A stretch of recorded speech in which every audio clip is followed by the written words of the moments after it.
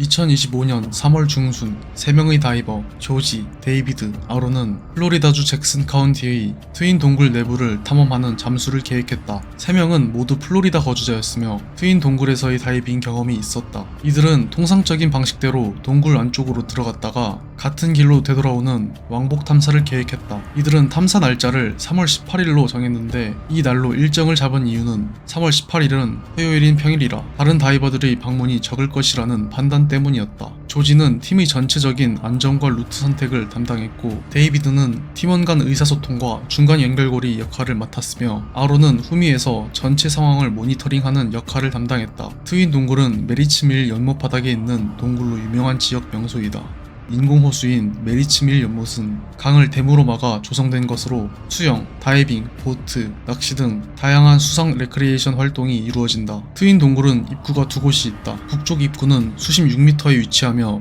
남쪽 입구보다 더 깊다. 대부분의 다이버들은 보트를 이용해 동굴 입구 위의 수면에 정박한 후 하강하는 방식으로 접근한다. 남쪽 입구는 관광객들이 많이 위치하여 탐사 시작점으로는 적합하지 않아 이들은 북쪽 입구로 시작하기로 하였다. 동굴의 형태는 좁고 긴 수중 갤러리 형태로 이어진다. 통로는 수백 미터에 걸쳐 뻗어 있으며 최대 수심은 약 30m 수준까지 내려간다. 이 동굴의 가장 큰 위험 요소는 바닥의 고운 흙인 실트가 쉽게 떠서 시야가 급격히 나빠질 수 있다는 점이다. 좁은 통로와 시야 급감이 겹치면 길 찾기와 팀 유지가 매우 어려워진다. 특히 여러 다이버가 연속적으로 동굴을 통과하면 실트가 계속 부유하면서 시야가 완전히 차단된다. 새 다이버의 탐사 목표는 트윈 동굴 내부 탐험과 관찰이었다. 조지가 수립한 계획에 따르면 입구에서 주 통로로 전진한 후 정해둔 지점에서 회전하여 같은 길로 복귀하는 루트였다. 이는 동굴 다이빙의 기본 안전 원칙인 입구와 출구가 동일한 경로를 따른 것이었다. 장비 구성에서 이들은 리브리더를 착용했다. 리브리더는 호흡한 공기를 재순환시켜 사용하는 고급 다이빙 장비로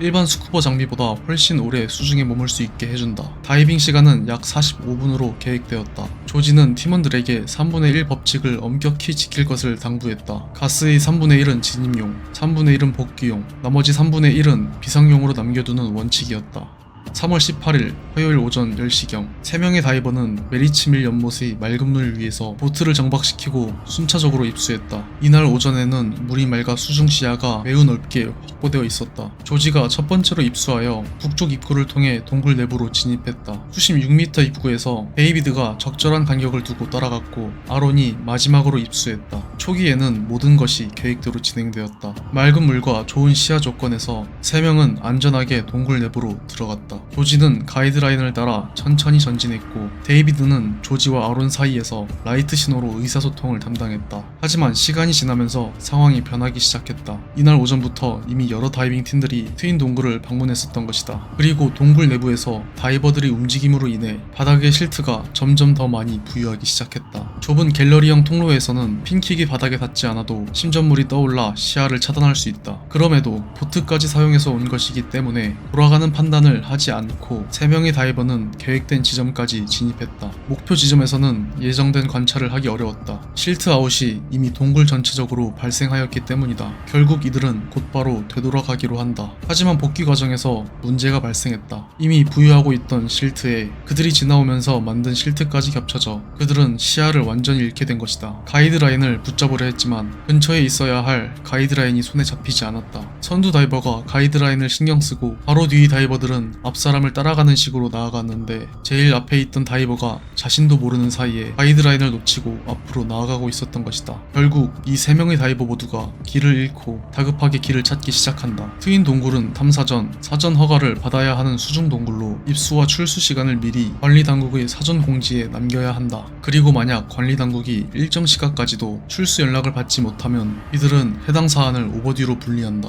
오버듀는 기간 초과, 연락 두절 상태를 뜻하며 이 상태가 되면 심각한 위급 상황으로 간주되어 구조 조치가 바로 시작된다. 그리고 트윈 동굴로 탐사를 간 다이버들의 출수 연락은 결국 예정 시간까지도 당국에 닿지 못했고 잭슨 카운티 보안관실은 신고를 접수했다. 구조대는 즉시 수색 구조 절차를 개시했다. 구조 작업의 핵심 인물은 메으디 지네티였다. 그는 동굴 탐험 강사로 현장에서 직접 구조 다이빙을 수행했다. 지네티는 먼저 동굴 내부에서 실종된 동료를 찾고 있던 데이비드와 조우했다. 데이비드는 동굴 내부에서 사라진 조지와 아론을 찾으려 하고 있었다. 데이비드는 복귀 과정에서 팀원들과 분리되었고 그 또한 시야가 없는 상황에서 출구를 찾지 못하고 있었다. 지네티는 데이비드를 안전하게 동굴 밖으로 안내했다. 데이비드는 심각한 패닉 상태에 있었지만 신체적으로는 무사했다. 지네티는 계속해서 촉각만으로 이후의 실종자들을 찾아야 했다. 아무것도 보이지 않는 상황에서 손으로 더듬어가며 동굴 내부를 수색했다. 지네티는 먼저 조지를 발견했다. 조지는 의식이 있었지만 방향 감각을 완전히 잃은 상태였다. 지네티는 조지를 가이드라인까지 안내한 후 그가 스스로 출구로 나갈 수 있도록 도왔다. 조지는 가이드라인을 붙잡으며 스스로 탈출했다. 그 다음 지네티는 아론을 찾기 위해